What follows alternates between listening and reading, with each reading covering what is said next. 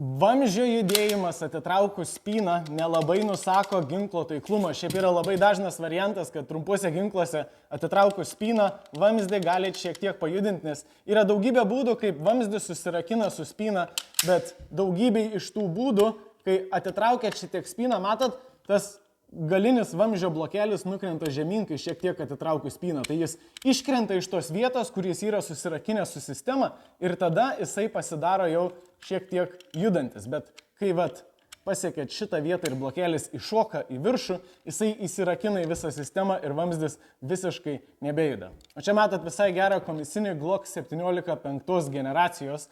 Čia jau šiek tiek tikrinau, tai įsitikinkit, kad yra saugu, kai žiūrite į ginklą vamzdį. Bet vamzdis yra labai gražus, blizgantis, graižtva matas aiškiai, jokių nubraižymo ženklų, tik tiek, kad tas keistumas yra, kad jis yra kairiarankiui, tai dėtuvės paleidimo mygtukas yra neįprastoj pusėje. Prie ko man priprasti dabar bent jau jį čiupinėjant yra gan sunku, nes retai gaunu kairiarankio ginklus, bet mygtuko pusę galima pasikeisti. 500 eurų mes priimam naudotus ginklus ir mes parduodam naudotus ginklus, tai jeigu ieškot naudotą arba turit naudotą ginklą ir norit jį parduoti, galite atnešti pas mus į Getbexą Vilniui, Šiauliuose ir getbex.com.